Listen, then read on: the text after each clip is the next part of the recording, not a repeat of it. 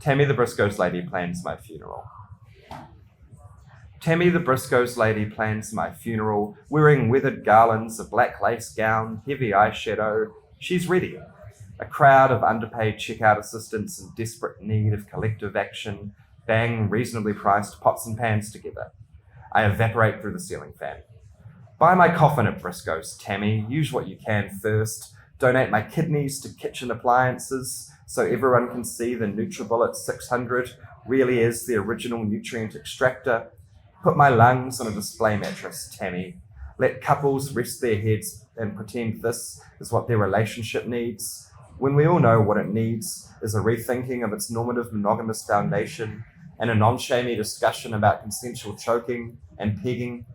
Take my teeth out first, Tammy. Forge the enamel into a ceremonial dining set to pair with the carved tibia cutlery. Peel back my skin, mince it into pulp, make biodegradable circulars, then stick me in every letterbox marked no circulars. I'm a marketing genius, Tammy. Let my dying act be your green tick certification, your corporate carbon credit tax write-off. That's it, Tammy. Tell me I'm less than the sum of my parts. I've been a bad sack of biological possibilities. No one really gets to pick their own coffin, except me, obviously, because this isn't a poem. It's a legally binding contract. All the best lawyers are dead. They've been waiting patiently in hell for a case just like this. If you buy my coffin from somewhere that doesn't keep batteries next to prostate cancer fundraising chocolate or have a 10-day Christmas extravaganza, I'll see you in court. I'm okay with being scared every day until it happens. It comes for us all, Tammy. Loitering ethereally in the bedding section, haunting Egyptian cotton sheet sets, decent thread count, $40.99 plus GST, offer ends Sunday, T's and C's apply. Thank you.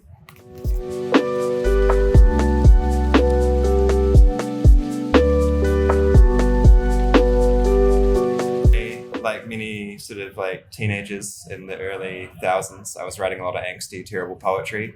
We all had our emo phases. And yeah, I just really liked reading and writing from a young age. I also really liked music and songwriting, but I never really took it too seriously. I sort of kept it pretty quiet and chill until I moved to Wellington. And then I sort of fell into the performance, spoken word scene, where I met my lovely friend Elaine. And yeah, got really into that, loved getting up on stage, loved being in front of people, making them laugh, making them cry, and started taking the writing more seriously. And then, yeah, in the last few years, I've just tried to really sort of focus on getting better and learning new stuff and writing heaps. And yeah, it's been a wild ride.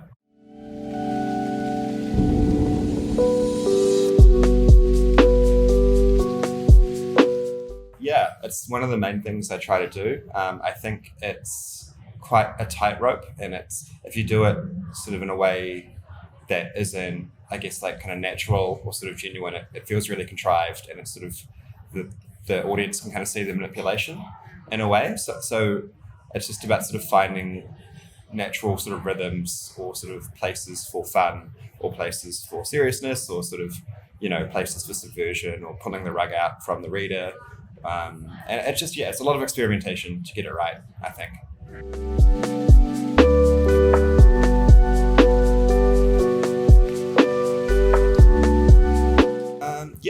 It's got a lot of stuff going on in there. My friend Rebecca, I asked her what my book was about, and she said the book is about what it's like to inhabit a body. And I think that's good. I think there's a lot of like sort of stuff about just growing up as a human and how weird that is. There's a lot of stuff in there about masculinity, about mental health, some sexuality stuff, some religion stuff, just like everything that sort of makes up the weird and wonderful human experience, and sort of hopefully in interesting and funny and strange ways.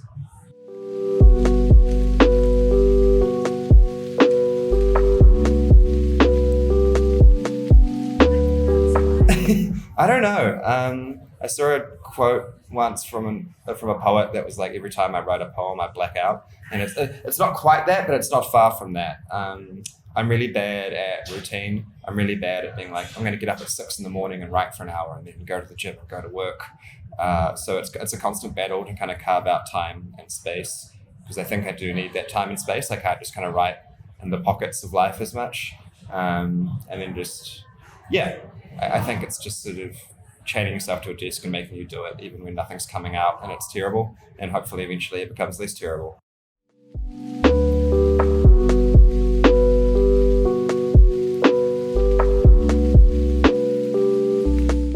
Oh, that's a good question. The first thing that came into my head, and I don't know why, was like, I think it's like a Canberra rice cooker. A rice cooker, they're beautiful things, and they make rice cooking both easy and efficient, but they're by no means necessary, and you can absolutely get by without them. But, you know, sometimes you're like, hey, I've got a rice cooker. Isn't that great, you know? So I'm going to go with rice cooking.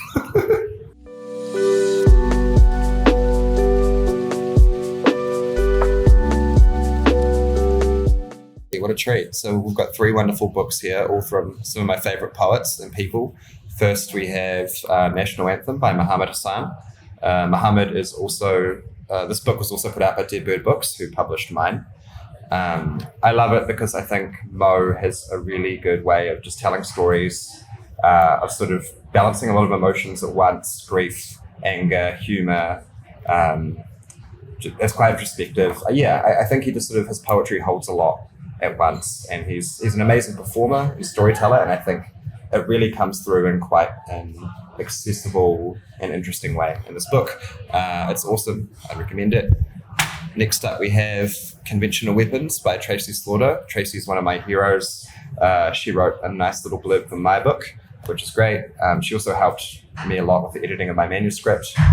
And Tracy is one of those people who writes absolutely filthy, gritty, gross stuff, but in the most sexy and lyrical ways. And like, it can be poems about like just the most disgusting or like obscene elements of life, but they're written like just so incredibly beautiful, and it just makes this really insane kind of mashup of everything that's both good and bad in the world. And I think she's really good at that.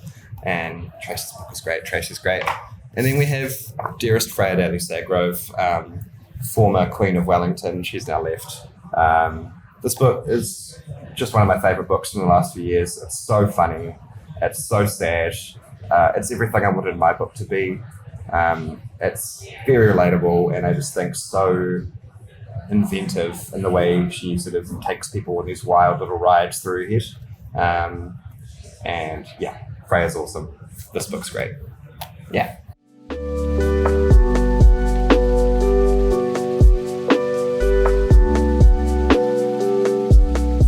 Poetry, you should all read poetry because it's short. It's shorter than novels, and that's great. Also, New Zealand is in like a real purple patch of poetry at the moment. We have a lot of awesome new poets, old poets doing amazing things. And so everyone should read it, you know? You find something new, and then you get to tell all your friends that you read poetry, and they think you're really smart, and that's nice too. So yeah, get some poetry in you.